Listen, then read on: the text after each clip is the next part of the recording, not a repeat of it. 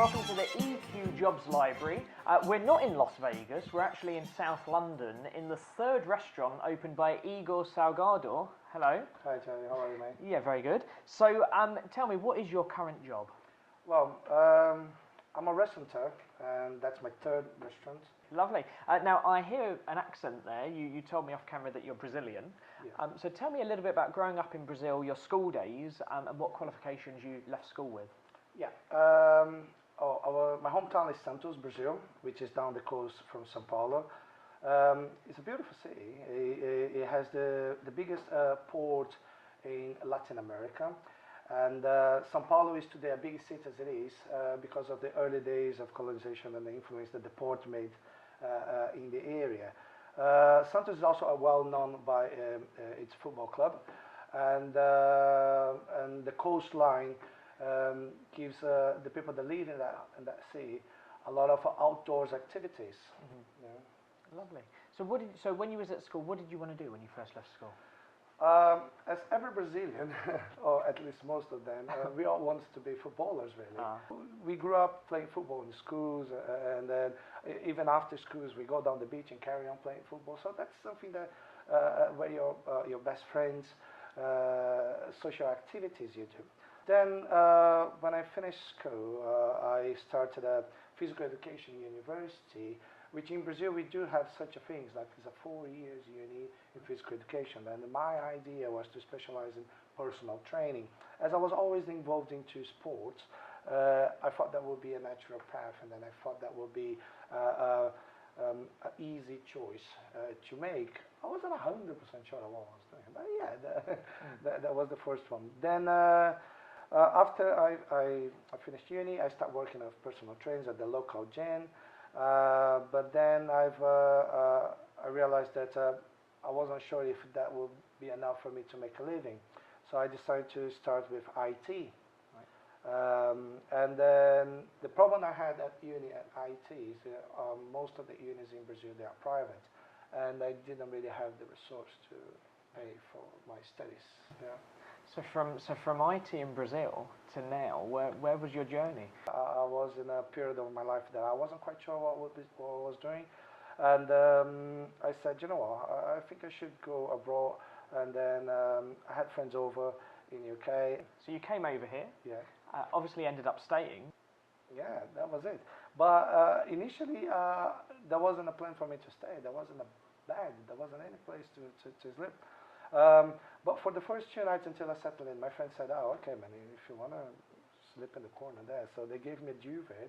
I folded that in full, and then I slept in the corner, literally with my head in the corner and then my feet out. It turns out that I stayed like that, and I slept in that place for 10 months. Wow. The same way. Wow. So I used to say that I was in captivity, kind of thing. I built a little nest in there. But I was having a great time. I've learned a lot, and it was great. I made a lot of friends. They invited me to come to England, and I said, oh, okay. And then I have all my luggage and everything ready to say, okay, where do I sleep? It turns out that there was no place for me to stay. There was the flat above Nando's in Earls Court. There were 16 people on the flat. 16? 16, one toilet. But quite a wait for the bathroom. Exactly. Well, it was, but incredibly, it was one of the cleanest and most organized places I've been in a share house, because everybody has very tight cleaning schedules. Right. And if you fail, you're kicked out. So when you first came over here, what jobs did you do? My first job registered was in Twickenham, making hot dogs. Oh wow! Yeah. It's come full circle. Indeed.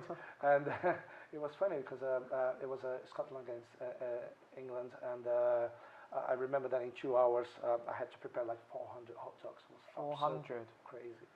Wow! Like a conveyor belt of hot dogs. Pretty much.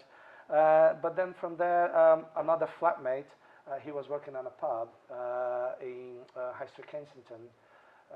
And he was overwhelmed. It was really busy, and he didn't have a kitchen porter. And then he said, I need somebody to come and help him doing the dishes. So he smuggled me in while I was doing that. And then he said, well, if they don't hire, I will pay from my own pocket for a time, because it's just too much. It turns out that I was working there for a month without the manager noticing me. He thought that was just a friend that was hanging around. And then when he said, by the way, who are you? And I said, I've been working for you. And they said, apparently you're doing a good job, you're hired. I said, cool. So yeah. Wow. Yeah. So you'd worked in quite a few kitchens, doing Oh. different bits of cooking, and Yeah. so how did that then lead to owning your own restaurant? Was gathering experiences, working for big chains to family-run restaurants. All that gives me different perspectives of what I imagine is the perfect world of being a restaurateur. So I learned a lot from a lot of different places. You make mistakes, you have few regrets, but in the end of the day, when I realized that I was qualified enough to have my own little place and do things that I believe is the right way of doing it, I decided to give it a go. Very optimistic in the beginning, but at worst case scenario, I knew that I was good enough that if it doesn't work, I could get a good job again over the experience I gathered. Yeah. So you thought it was important to get that experience first. Absolutely. Yeah. Absolutely. Without experience, I think that you could easily spend a lot of money setting up something because you think that just because it's ready, you think that people will just walk into your doors. If you don't have experience and then show people how good you can be and how good you can provide the service, people won't come back to your door. Simple as that. In the position you're in now, owning 3 restaurants, what do you enjoy most? I think the biggest reward we have is a smile on the customer's face. Because in the end of the day, you're dealing with the basics. It's a food industry. Everybody has to eat. So you came from relatively humble beginnings to now owning 3 restaurants. Where do you see yourself in 10 years' time? What's your future plans? Right. Each one of the restaurants are very different one another, aren't they? So the Rockstar Sushi Bar is the main one for me. It's the one that I'm most qualified, of course. I'm a sushi chef for 18 years. Yes. And then in order to expand that, I see it very difficult. And then in fact, I have principles to stick with that restaurant the way it is. Okay. So my presence in there, my partner's presence in there is crucial. So that one I don't see much of an expansion. Wonder Parrot though is a very nice concept, and then I can see an opportunity of expanding that. So it could be either way with an investor coming in or franchising it. And then at last, Jukebox. I think that one has the biggest possibility growth. Yeah. So I'm laying my eggs in different baskets. That's what I see. I see this Jukebox, the Wonder Parrot growing, and then eventually I will macromanage that and then turn it into a little chain or something like that. All right, well, thank you, Igor, and thank you for inviting us to your restaurant. Yeah. I know where I'm eating later. Thank you, Charlie. Thank you, guys.